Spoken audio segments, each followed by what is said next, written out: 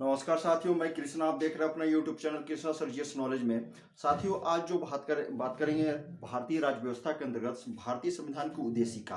तो लोग जैसे कि जानते हैं, कैबिनेट मिशन की योजना के तहत भारतीय संविधान सभा गठन का प्रावधान था। तो उस भारतीय संविधान सभा के समक्ष जवाहरलाल नेहरू ने 13 दिसंबर 1946 ईस्वी को संविधान की उद्देशिका प्रस्ताव पेश किया, जो 22 जनवरी 1947 को स्वीकार कर लिया गया। इसी उद्देशिका के संदर्भ में, जो उद्देशिका क्या है, एक भारतीय संविधान का दर्शन भी है। तो इस संदर्भ में हम लोग कुछ बातें देखेंगे। इसके अंतर्गत है हम भारत के लोग। तो हम भारत के लोग भारत के संविधान के उद्देशिका है, और ये प्रारंभ में ही ये उल्लेख है, और इसीलिए इसे आप देखेंगे we the people of India कहकर इसे संबोधित किया गया है। और इसका अर्थ ये है कि भारतीय संविधान जो है उसके संप्रभुता का स्रोत कौन है? जनता है, यानी भारतीय जनता है। और भारतीय जनता जो शक्तियों का एक केंद्र बिंदु है।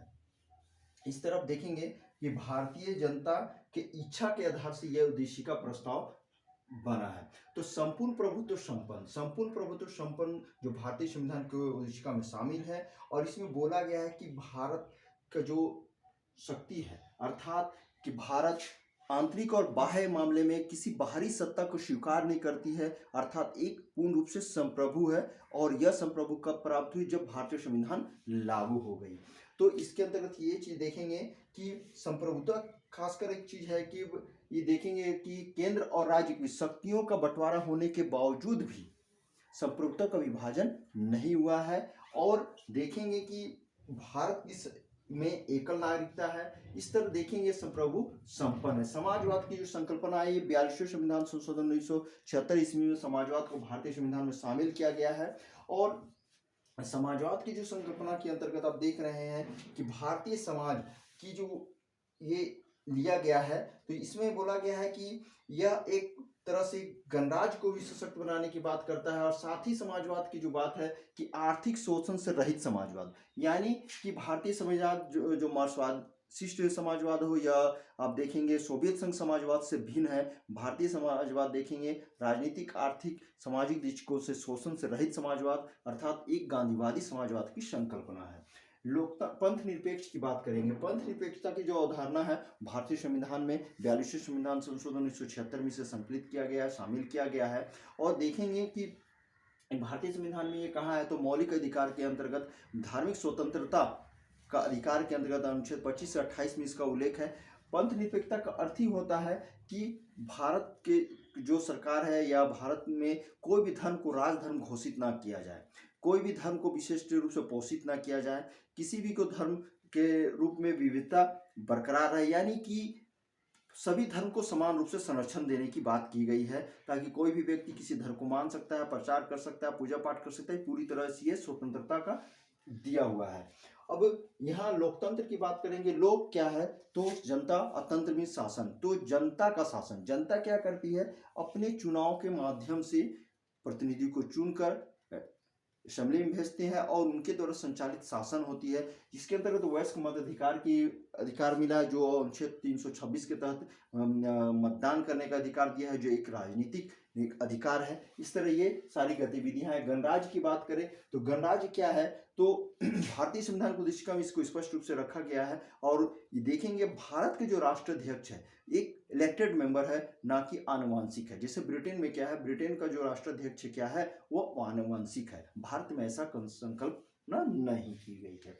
सामाजिक, आर्थिक और राजनीतिक न्याय की संकल्पना देखेंगे तो सामाजिक भारतीय संविधान की प्रस्तावना में स्पष्ट रूप से ये बातें उल्लेखित की गई है। और इसमें स्पष्ट बोला गया सामाजिक अवधारणा के अंदर किसी भी व्यक्ति से जन्म, धर्म, मूल धर्म, जाति, वंश के आधार पर किसी प्रकार की कोई भेदभाव नहीं रखेगी, सामाजिक दृष्टिकोण से समान रहेगी। आर्थिक दृष्टिकोण से अगर बात करें तो देखेंगे अमीरी और गरीबी की खाई को समाप्त करने की प्रावधान है इसमें, यानी दोनों में एक समानता लाने की संकल्पना व्यक्त की गई है। और यह राजनीतिक न्याय के आशय से बात करेंगे तो यहाँ भी उसी तरह की संकल्पना है कि मूल, वंश, धर्म, जाति के आधार पर किसी को राजनीतिक मामले में किसी तरह का भेदभाव नहीं किया जाएगा। कोई भी धर्म संप्रदाय को तो इलेक्शन भी लड़ सकता है। साथ ही वोट देने की जो राजनीतिक अधिकार जो मिला है, राजनीतिक न्याय की सबसे बड़ी संकल्पना है। फिर देखेंगे स्वतंत्रता। स्वतंत्रता जो क्या है कि एक ऐसा अवधारणा है, यहाँ पर कहा जा सकता है स्वतंत्रता यानी कि व्यक्ति की विचार अभिव्यक्ति की स्वतंत्रता, वो भारतीय संविधान में मौलिक अधिकार के अंतर्गत देखेंगे कि अनुच्छेद 19 में स्वतंत्रता अभिव्यक्ति, विचार अभिव्यक्ति की स्वतंत्रता का स्पष्ट रूप से उल्लेख किया गया है। फिर हम लोग इस चीज पे एक चीज और इसमें देख सकते हैं कि धार्मिक स्वतंत्रता का अनुच्छेद अभी भी मैंने बताया कि अनुच्छेद 25 से 28 के में ये उल्लेख किया गया है। समता, समता का अर्थ क्या है, ये तो सर्वप्रथम इसे जानने की बातें हैं, क्योंकि फ्रांस की राज्य क्रांति चल रही थी 1789 में, स्वतंत्रता संग्राम होता, उस समय स्वतंत्रता बंधुता के एक नारा दिया गया था। उससे प्रेरित होकर भारतीय संविधान में भारतीय विद्वानों ने इसे शामिल किया और बोला गया समता के का आधार, यानी सभी व्यक्तियों के समान संरक्षण, यानी सभी विधि के समक्ष सभी व्यक्ति को समान अधिकार है। समता का अधिकार जो दिया गया अनुच्छेद 14 से 18 में मौलिक अधिकार के अंतर्गत दिया गया है, और यही कारण है कि सभी व्यक्ति को समान विचारधारा रखने की बात कही गई है।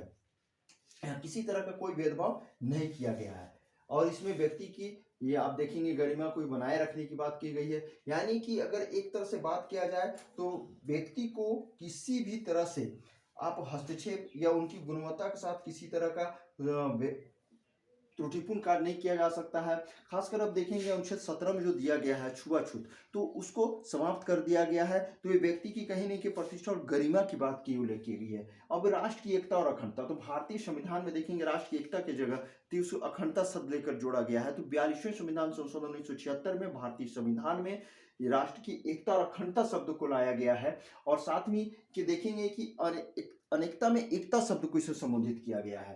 तो यहाँ एक चीज है, सबसे बड़ी चीज आप देखेंगे कि भारत में जो है नागरिकों को भिन्न भिन्न धर्म संप्रदाय के होने के बावजूद भी भारत को विखंडित ना होकर एकता के खंड में पिरोने की बात की गई है। बंधुता, तो ये बंधुता शब्द क्या है, भाईचारे की नाते की व्यवस्था है। और यहाँ पे क्या है, कोई भी व्यक्ति किसी से भी आप देखेंगे विचार भावना के आधार पे समाज में आप देखेंगे ये कटिबद्ध एकता की रहनी चाहिए, भाईचारे के नाते से रहना चाहिए, क्योंकि विभिन्न धर्म समुदाय के लोग अनेकता में एकता की संकल्पना के आधार पे ये नीति लाई गई है। तो इसमें दरअसल एक चीज है कि मातृभूमि के प्रति कोई भी भारत के विभिन्न जाति धर्म संप्रदाय के लोग सब में राष्ट्रीय एकता को बनाए रखने की संकल्पना व्यक्त की गई है। तो ये है साथियों भारतीय संविधान की उद्देशिका।